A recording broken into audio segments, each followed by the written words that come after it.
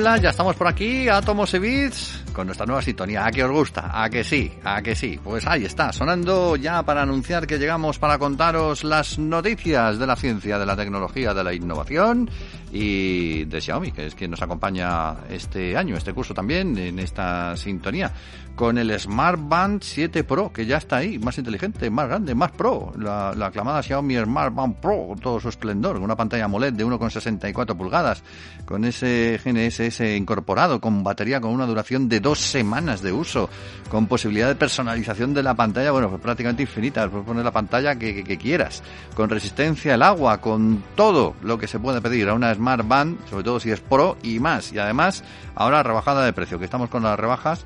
Y bueno, pues mira, ha pasado de 99,99 a 82,99. Ahora mismo es el precio en la que está esta Xiaomi. Pues ala, la voy a poner aquí en el carrito y ahora cuando terminemos vamos a por ello. Mientras tanto, pues como digo, Átomos y Bits cada semana en esta sintonía os cuenta cosas interesantes. Lo hace con la realización técnica de Esteban Novillo, con José Manuel Nieves, que enseguida le saludamos, y aquí desde el micrófono, hola, de Pedro Palomay.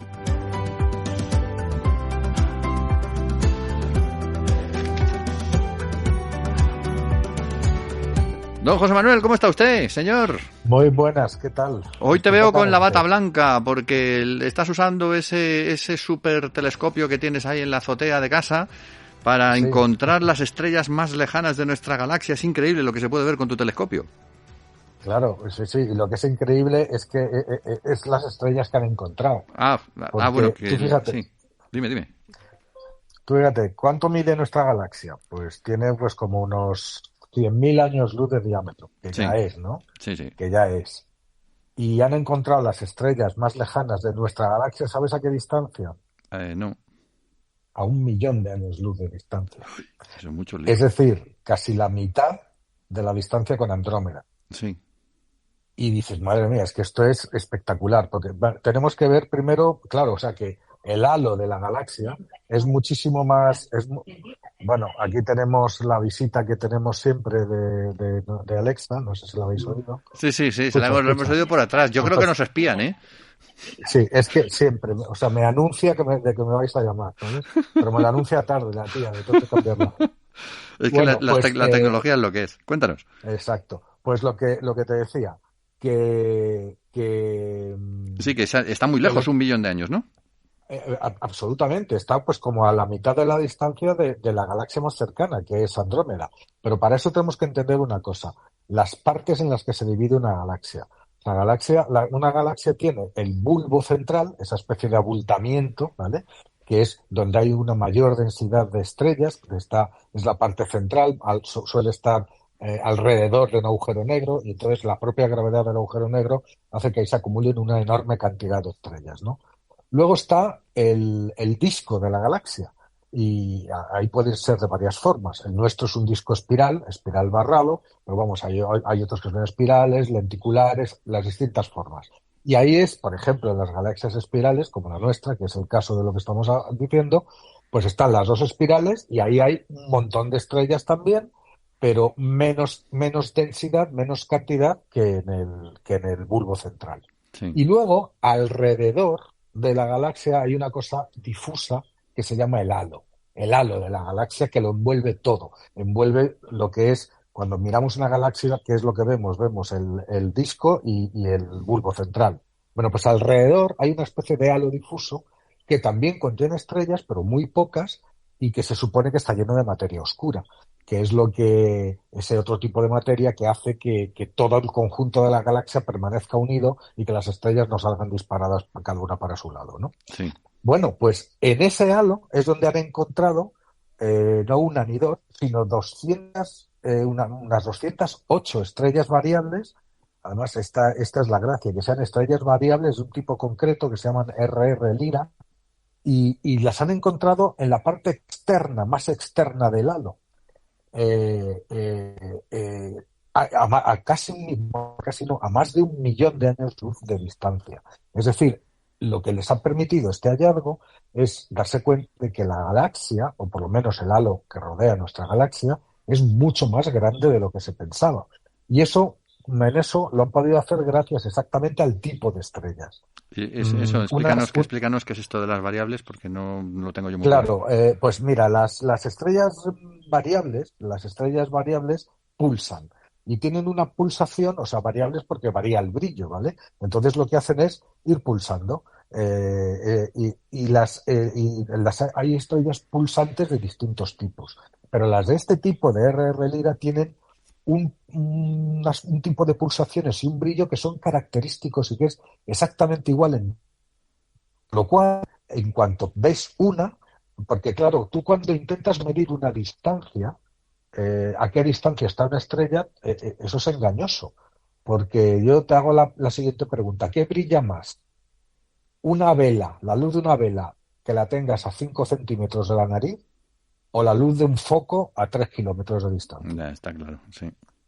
Vale, bueno, pues con las estrellas pasa lo mismo. Entonces te puedes hacer un lío con las distancias. Te puede parecer que una cosa que brilla más está más cerca cuando en realidad a lo mejor es una cosa mucho más grande que está más lejos o viceversa. Uh-huh. Entonces, estas estrellas pulsantes, al ser siempre iguales, al ser siempre en la misma pulsación, da igual que tú las veas brillando muy poco, Uh-huh. porque sabes, conoces el brillo intrínseco que tienen. Con lo cual, son excelentes velas estándar, se llaman así, o puntos que sirven para medir distancias. Y Yeah. entonces se utilizan precisamente para medir distancias con mayor precisión de la que somos capaces, ¿no? Entonces, al encontrarse en la zona más externa del halo, no se sabía que estaba tan lejos, se pensaba que el halo era unos pocos cientos de miles de años luz, que ya está bien. Pero al encontrar este tipo de estrellas ahí en el halo y al medir las distancias, porque este tipo de estrellas permiten una medición precisa de distancias, pues se dieron cuenta de que estaban a 1 millón de años luz de distancia. Yeah. Con lo cual, de repente, el tamaño del halo galáctico y, por tanto, de nuestra galaxia, de lo que es la estructura de nuestra galaxia, pues se ha multiplicado por 2 o por 3. Es decir, es mucho más grande de lo que pensábamos que era. Y claro, eso tiene otra implicación. Eso tiene otra implicación. Eh, si nuestra galaxia llega hasta cerca de la mitad de la distancia con Andrómeda, y a Andrómeda, que es igual o más grande, resulta que le pasa lo mismo, entonces resulta que las dos galaxias están empezando a tocarse ya. Sabemos que Andrómeda se dirige hacia nosotros a unos 400.000 kilómetros por hora. Y eso quiere decir que en el futuro va a haber un impacto. Es decir, nuestra galaxia, la Vía Láctea, que junto con Andrómeda son las dos galaxias más grandes del grupo local de galaxias, que es ese grupo de unas 20 de 30 galaxias en el cual nosotros estamos, y Andrómeda y nosotros somos las galaxias más grandes. Y se están acercando, se están aproximando y van a chocar. Y no solamente van a chocar, sino que se van a fusionar en el futuro lejano en una única galaxia mucho más grande todavía, que los astrofísicos le han puesto el feísimo nombre de Lactómeda. ¿Lactómeda? ¿De verdad? Lactómeda, sí, feísimo, es espantoso, o sea, no lo podían haber hecho peor. Bueno, pues claro, la fusión de Andrómeda y la Vía Láctea, pues resulta que es Lactómeda, ¿no? Bueno, entonces, claro, este choque, esta colisión galáctica está prevista pues para dentro de unos 4.000 millones de años, ¿vale? O sea, podemos respirar tranquilos de De momento y momento. durante muchos momentos. Pero claro, si resulta que los halos galácticos, que son una parte integrante de las galaxias y de estas dos también, se extienden tantísimo, la distancia que hay entre Andrómeda y nosotros es 2,5 millones de años luz. Sí. Si nuestro halo ya se extiende 1 millón de años luz y el halo de Andrómeda previsiblemente será similar o incluso mayor, porque es un poco mayor que la nuestra, se extiende otro 1 millón o 1 millón y pico de años luz, pues resulta que los dos halos ya se están tocando. Es Yeah. decir, que la colisión o el encuentro entre estas dos galaxias está empezando ya. Yeah. O sea, está en sus primeras fases, ¿no? O sea que todo esto, fíjate, encontrando simplemente 200 estrellitas de un tipo muy concreto, muy especial, eh, eh, hechas, Sí. fíjate hasta dónde se llega, ¿no? Sí, y esto puede significar también que el universo es más grande de lo que pensábamos, porque claro, si cada galaxia llega tan lejos, el No, universo, quiero decir, no. A ver, no el No, porque vacío, sino... no, porque la distancia que hay es exactamente la misma. Es Lo la que pasa misma. que la cuestión es qué porcentaje de esa distancia estamos ocupando Ajá, físicamente, ¿no? vale, vale, vale. Es decir, Andrómeda siempre va a estar a 2,5 millones de años luz. Pero lo distinto es, imagínate que nuestra galaxia con el halo y todo tenga 200, 300 mil años luz, no es Ya, lo mismo eso a que tenga 1 millón. ya. Eso quiere decir que está mucho más cerca del otro. No es que esté más cerca del otro objeto, sino que rellena una buena parte del espacio que suponíamos que nos separaba del Mm. otro objeto. Bueno, que vamos, que cualquier día te levantas de la cama y ves ahí un planeta de Andrómeda a la vuelta de la esquina, por así decir. Bueno, cualquier día Pues no, a la dentro de unos gente que le cuantos años. gusten estas cosas, hay la colisión con Andrómeda está simulada ya. Y entre las simulaciones que hay, son muy bonitas porque, o sea, Andrómeda es una galaxia espiral, ¿no? Y Sí, la nuestra también es una galaxia espiral. Pero claro, cuando ambas se encuentren, las dos espirales se van a tomar vientos literalmente, todo se desordena, ¿no? Es mm, decir, cada estrella va para un lado. Pero claro, como tendremos la enorme fuerza gravitatoria, no ya de uno, sino de dos grandes agujeros negros, el nuestro que tenemos en el centro, Sagitario A, y el que hay en el centro de Andrómeda, que estarán más cerca unos de otros, pues esos dos agujeros negros van a seguir atrayendo a toda esa enorme cantidad de estrellas, unos 400.000, entre 200.000 y 400.000 millones en nuestro caso, y por lo menos, y casi 1 billón en el caso de Andrómeda, mm, que se dice pronto. Bueno, pues van a formar una galaxia que ya no va a ser en espiral, por lo menos durante mucho tiempo. ya. Será una galaxia irregular porque hasta que todo se acomode pasarán muchos millones de años, ¿no? Oye, Bueno, por pues cierto, esa nueva, viene por la parte nuestra, que nosotros estamos en el extrarradio de nuestra galaxia. ¿Viene por nuestra parte Andrómeda o viene por la parte del otro lado? ¿Se sabe eso? Bueno, vamos a ver, eso habría que calcularlo porque las galaxias rotan. Entonces Ah, nuestro lado es relativo, ¿no? Imagínate, es como la Tierra, ¿no? Cuando ya, llega un meteorito que va a caer en América o en Asia. Pues depende de la hora del día, ¿no? ya, ya, ya, ya, ya. O Vale, sea vale. que depende a la hora que caiga, pues su trayectoria tendrá en medio, no sé, Europa o Oceanía. Si, si Oceanía es mejor, hombre, con, Oceanía mejor. Cuanto venga un meteorito que caiga en pues Oceanía, que eso, hay mucho no, océano pero ahí. es muy impresionante las cosas que estamos aprendiendo ya, ¿no? Y Mm, de las cosas tan lejanas que nos estamos dando cuenta, ¿no? Y este tipo de estudios, estudiar, o sea, primero, haber identificado este tipo de estrellas variables, que fue un antes y un después, porque no hay nada que sea más frustrante para un astrónomo que intentar determinar a qué distancia está una cosa que quiere medir.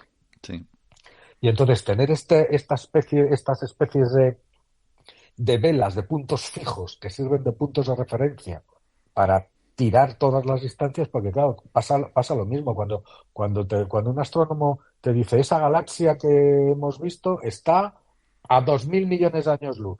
No es una medición directa. La medición de esa distancia se hace a partir de una escala que empieza con valores de cosas muy cercanas, que si esto está aquí más cerca, entonces desde este punto hasta el siguiente punto fiable, que puede ser una de estas estrellas, hay tal distancia y esto se multiplica por 3, entonces vamos al siguiente punto fiable. Es como una especie de escala. Con sí. lo cual, cuando tú te equivocas en una distancia, mira, la más normal, la más corriente, la que sirve para las distancias astronómicas menores es el paralaje. Mm, El paralaje es lo mismo que tú haces cuando tú te colocas un dedo en medio de los dos ojos, delante de los dos ojos, y guiñas un ojo y luego guiñas el otro, parece que el dedo se mueve de un lado a otro. sí, Es un efecto, claro, si lo estás viendo con un ojo y cierras el otro y luego haces al revés, lo ves con el otro, pues entonces da la sensación de que el dedo se mueve de izquierda a derecha, ¿no? Bueno, pues exactamente eso es el paralaje, porque tú haces dos observaciones de la misma estrella cuando la Tierra está en los dos puntos opuestos de su órbita al Sol. Entonces, en un lado es el equivalente, digamos, al ojo derecho, y en el otro lado será el equivalente al ojo izquierdo. Entonces, eso genera un ángulo, y ese ángulo, como por el simple teorema de Pitágoras, conociendo la distancia que ha recorrido la Tierra, ya sabes cuánto mide, sabes el ángulo y cuánto mide uno de los lados del triángulo que hay desde el punto que quieres medir hasta los dos puntos donde está la Tierra, y haces las dos mediciones, pues por trigonometría sacas exactamente la longitud del cateto que te falta y ¡zas! Tienes la distancia a ese objeto. mm, Fíjate. Bueno, pero ese es el más cercano, para los más cercanos. El paralaje ya Cuando los objetos son muy lejanos ya no sirve. ¿Por qué? Porque es muy pequeño el efecto. Es decir, cuanto más lejos te pones el dedo del ojo, menos se nota ese efecto. Y si te vas, si le dices a un amigo tuyo que se vaya a 10 metros para allá y ponga el dedo y tú guiñas el ojo, pues lo vas a ver casi en el mismo sitio, porque el ángulo ya es muy pequeño, el ángulo de Ya. diferencia entre un ojo y otro ojo. Pues pasa lo mismo con los telescopios. En la órbita de la Tierra alrededor del Sol es demasiado pequeña como para que la diferencia de posición aparente de lo que tú quieres medir sea muy grande cuando estás midiendo cosas muy lejanas. Por eso tienes que recurrir a otros métodos. Y la aparición de este tipo de vela de estrellas, y luego hay otras, ¿no? Por ejemplo, hay un tipo de supernovas, lo cual que son las supernovas del tipo 1A, si no me equivoco, que permiten todavía más lejos. Porque, claro, como se ven tan lejos las supernovas cuando estallan dentro de una galaxia lejana, son otro tipo de velas estándar, ¿no? Y entonces así es como vas construyendo la escala de las distancias, ¿no? Y bueno, pues en este caso, estas estrellitas nos han permitido, pues eso, pues Determinar darnos este... cuenta, determinar que el halo de nuestra galaxia es Sí. bastante, por lo menos 2 o 3 veces más grande de lo que se pensaba hasta ahora. Fíjate, yo que pensaba que las distancias se tomaban como en las películas, cuando decían en una galaxia muy, muy, muy lejana, y yo decía, ¿cuánto será de lejana? Pero bueno, eso es el macroespacio. Ahora vamos al microespacio, vamos a acercarnos un poquito más a la Tierra. Muchas veces se ha discutido cuál es el mayor invento de la humanidad, que si el fuego, que si la rueda, que si el chuletón con pimientos, pero parece ser que el que lleva ahora mismo todos los boletos para convertirse en el mejor invento, o por lo menos el invento que todo lo ha cambiado, es la agricultura. ¿No es así? Efectivamente. Tú fíjate, no solamente ha cambiado nuestras costumbres, sino que ha cambiado nuestra evolución. O sea, cuando hablamos de evolución, o sea, a ver, los seres humanos, igual que todas las criaturas, evolucionamos, ¿no? Con el tiempo. Sí. Pero fíjate, cuesta trabajo pensar que nosotros somos producto de la evolución de unas criaturas que hace un par de millones de años, los australopitecos, por poner el punto ahí, ¿no? Eran unos bichos que medían 1,20 m, estaban completamente cubiertos de pelos y apenas andaban sobre sus piernas, utilizaban mucho eran más cuadrúpedos que bípedos todavía. Bueno, pues esos son nuestros antepasados. Imagínate si no han cambiado las cosas desde entonces, ¿no? Es decir, y claro, cuando se pusieron de pie empezaron a utilizar las manos para otras cosas, surgieron las habilidades, las tallas de piedra, etcétera, etcétera, etcétera. Pero fíjate tú si hemos evolucionado que ya ni tallamos piedra, ni vivimos en cuevas, y ahora vivimos en rascacielos de cristal y en lugar de herramientas de piedra construimos naves espaciales, ¿no? Mm. Pero estos cambios evolutivos son la suma de muchos cambios pequeñitos a lo largo de una gran cantidad de tiempo. Es decir, para darte cuenta de la diferencia que había entre un Homo erectus y un ser humano actual, pues tienes que dejar pasar 1 millón de años. Si dejas pasar 10.000 años, no te das cuenta de ninguna diferencia. O sea, te encuentras a un Homo erectus exactamente igual que el que había 10.000 años antes. Tienes que dejar pasar mucho más tiempo para que eso se note. Sí. Pero, pero hay veces en que las cosas, o la evolución, parece ir muchísimo más deprisa, ¿no? Y aquí hay un antropólogo que se llama Clark Spencer Larsen, que es el periodo o el momento más dinámico, más impactante de toda nuestra historia, es precisamente la agricultura, el invento o la adopción de la agricultura, que fue hace unos 12.000 años. Porque, fíjate, y cito textualmente lo que dice este señor, nuestro mundo moderno comenzó con el advenimiento de la agricultura Mm. y pasar de tener que buscar los alimentos a cultivarlos fue algo que lo cambió absolutamente todo. Claro, pensémoslo bien. ¿Qué significa agricultura? Significa que por primera vez los humanos pudieron crear los primeros asentamientos estables. O sea, ¿qué quiere decir cultivar? Significa ser capaz tú de producir tu alimento, in situ. O sea, no tienes que recorrer continuamente un área geográfica enorme, siguiendo a las manadas de herbívoros o buscando frutos silvestres que en unas estaciones están en unos sitios y en otras, que es el cazador-recolector que había antes, ¿no? Sí. Producir alimentos significa primero que lo puedes almacenar para tomártelo cuando mejor le convenga. Tú cultivas en primavera y en verano y recoges y te lo guardas y te lo comes en invierno cuando no hay nada de comer.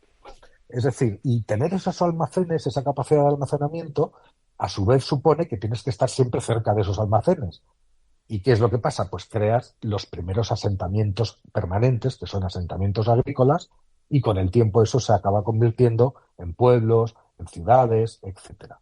Pero lo que dice Larsen, que lo que ha hecho Larsen ha sido organizar una sección especial de la revista PNAS, que es Proceedings of the National Academy of Science, norteamericana, una sección especial de 8 artículos sobre este tema, 8 artículos diferentes, ¿no? Y lo que nos dice es que junto con los primeros cultivos, aparte de las bondades que sabemos que nos trajo, también llegaron las primeras semillas de la mayor parte de los problemas más graves que tiene la sociedad actual. Todo ¿Vale? tiene su parte buena y su parte mala, claro. Hombre, claro, mira, ¿y cuáles son esos males? Bueno, pues la violencia, los niveles de las enfermedades infecciosas, la reducción, el sedentarismo, la reducción de la actividad física, una dieta mucho más limitada. Es decir, ahí los artículos van desgranando todos estos, todas estas causas negativas, digámoslo así, de perder ese modo de vida No malo. No malo. natural, ¿no? Por ejemplo, tú fíjate, cultivar alimentos, o sea, una vez que empezamos a cultivar, las poblaciones empiezan a dispararse en número, porque hay comida para todos, o hay más comida que la que tú vas recolectando simplemente. Sí. Claro, en el Pleistoceno había 10 millones de individuos humanos y hoy somos más de 8.000 millones, o sea que eso se ha Se ha complicado. avanzado, pero ¿a base de qué? A base de reducir la dieta, porque eh, la dieta de los recolectores ha sido sustituida por una mucho más limitada. Tú fíjate que incluso en la actualidad la mayor parte de la población mundial depende de 3 alimentos, 3 únicos alimentos, que son el arroz, el trigo y el maíz. Mm. Y así estamos todavía un montón de años después, ¿no? 12.000 años después. En fin, otra cosa fue la violencia, porque a medida que empezaron a surgir comunidades de gente, pues los cambios sociales, hay otro de los artículos, estos 8 artículos, que analizan exactamente eso, ¿no?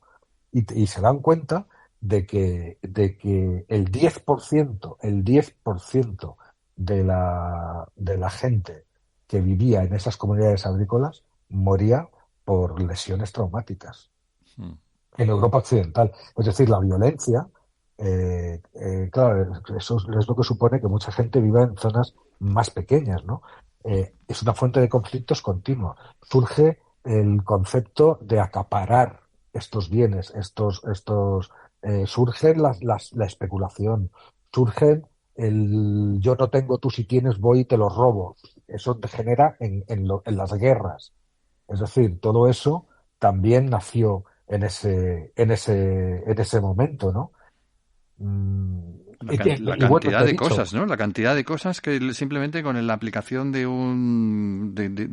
esa nueva técnica, de repente cambió claro, o sea, absolutamente lo todo. cambió absolutamente todo. Mira, las enfermedades infecciosas, que están diezman a un montón de poblaciones, ¿de dónde vienen? Pues en aquellos momentos con la agricultura se empezaron a criar los primeros animales de granja. Y eso condujo a las enfermedades más comunes que nos transmiten los animales a las personas. Y a partir de ahí ya estamos, ¿no? Y lo más sorprendente, o sea, todos estos cambios que configuran lo que es nuestra sociedad moderna, lo más sorprendente, y volvemos al principio de lo que te estaba diciendo, es que según los investigadores, ya te digo, lo más sorprendente es que todo esto se produjo en un abrir y cerrar de ojos.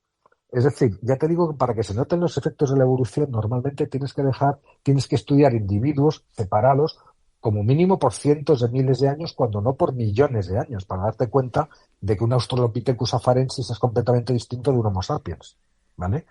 Pero cuando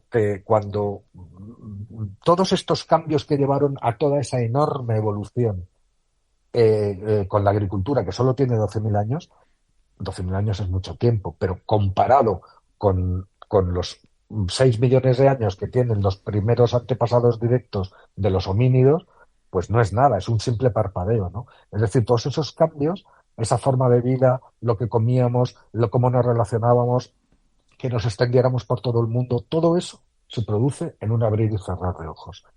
Y eso es una muestra, visto con perspectiva, de la extraordinaria capacidad de adaptación que tiene el ser humano.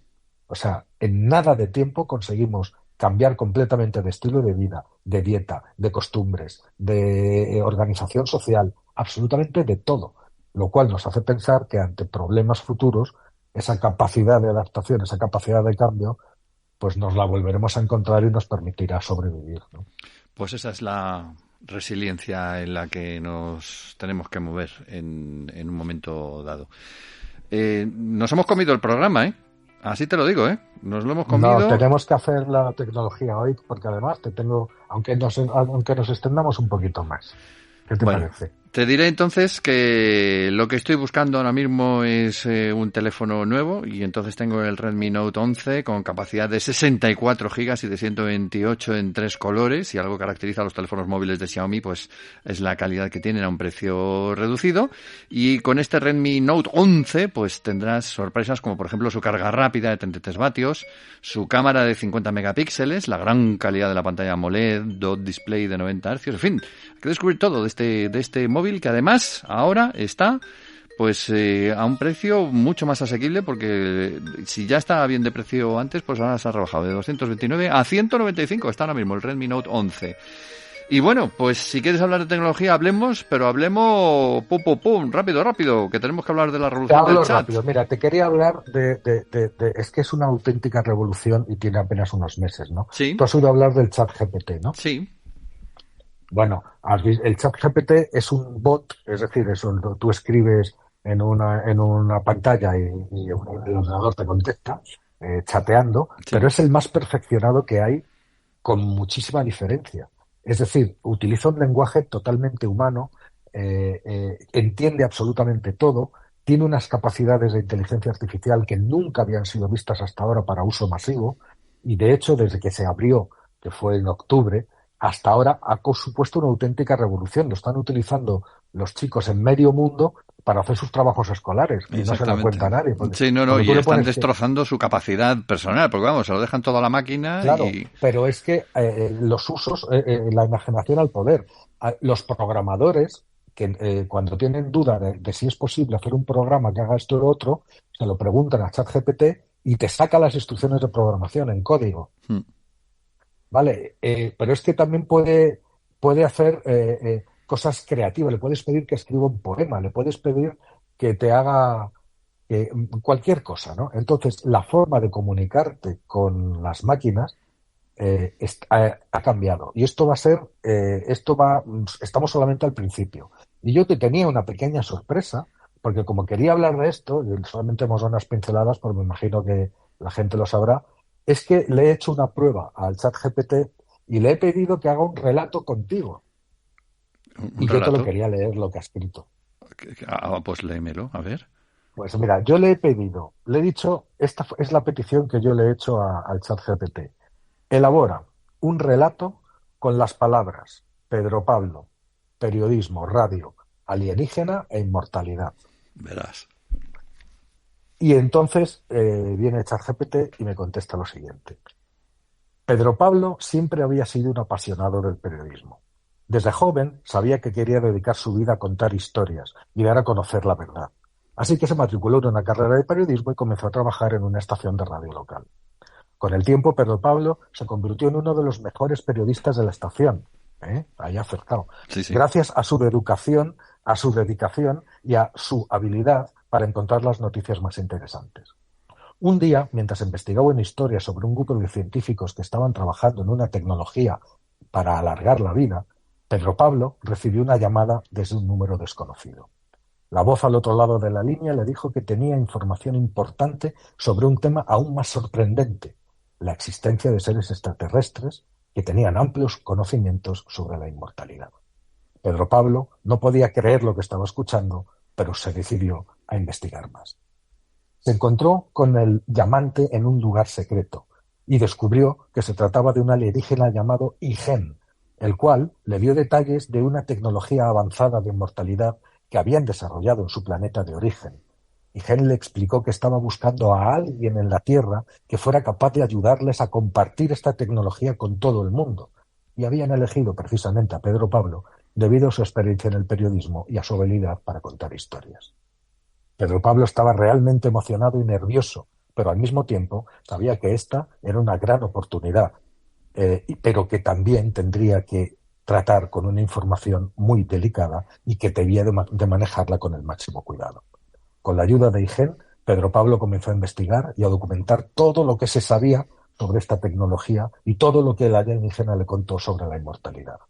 Finalmente, Pedro Pablo logró publicar una historia impactante en su estación de radio, que provocó un gran revuelo en el mundo científico y en la opinión pública internacional. A partir de entonces, Pedro Pablo se convirtió en una figura importante en el campo del periodismo y en la investigación de temas relacionados con extraterrestres y con la inmortalidad.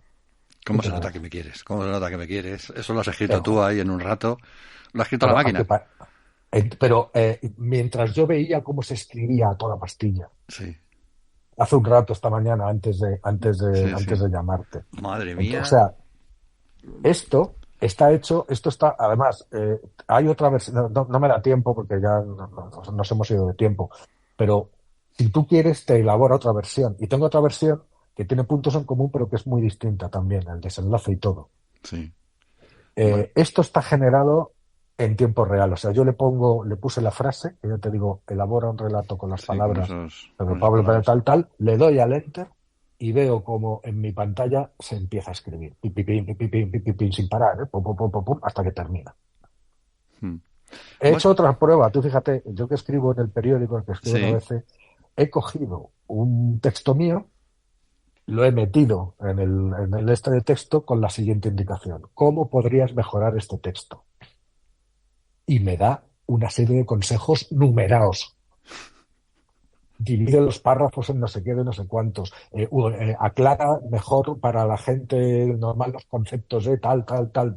Este es un artículo científico, tienes que no sé qué. Me quedé alucinado completamente. Pero vamos a ver, es que nadie ha visto las películas de Terminator hoy día. O sea, es que esto ya está escrito, lo hemos visto en las películas, vienen a por nosotros. Bueno, pero esto no, no es inteligente, como sabes. Esto es una inteligencia artificial que está alimentada aleatoriamente con millones y millones y millones de textos de todo tipo, pero que funciona con un tipo de algoritmo que es un algoritmo de recompensa. Es decir, durante su entrenamiento, la máquina responde a lo que tú le preguntas y entonces ha habido un humano que le decía: lo has hecho bien, lo has hecho mal. Si lo has hecho bien, está estimulada para seguir haciéndolo. Si lo has hecho mal, se revisa a sí misma y la siguiente vez lo hace mejor. Uh-huh. Bueno, esto deberíamos de tener más tiempo porque es un tema que podríamos hablar un buen rato, ¿no? Sí, pero es que yo cuando he visto este relato digo, se lo tengo que leer a Pedro Pablo en el programa. Hablemos de este tema en el próximo programa también, porque requiere que contemos más cosas, porque me has dejado aquí hepatado. No lo sé, hombre, ya hemos contado lo más importante, habría que repetir un montón. Lo que habríamos que tenido es que ahora te mandaré el relato por correo para que lo tenga. Vale, estupendo. Pero tú mismo puedes sacarlo, tú pones lo mismo, sacará otra cosa parecida, ¿eh? Lo buscamos entonces. Oye, José Manuel, pues nada, me quedo aquí, voy a conectar con mis compañeros. Oye, nos han descubierto, hay que cambiar de... Sí, perdona, que es que estaba conectando con los de OVNI, porque claro. Creo que la situación se ha complicado un poco. Don José Manuel, muchas gracias por habernos acompañado en el programa de hoy, por todo, siempre, y bueno, la semana que viene seguimos hablando de cosas de interés. Muy bien, por supuesto que sí. Con Esteban Novillo, hoy en la realización técnica, José Manuel Nieves, contándonos todas estas maravillas científico-tecnológicas, y el saludo de Pedro Palmay en el micrófono. Volvemos pues en 7 días. Hasta entonces.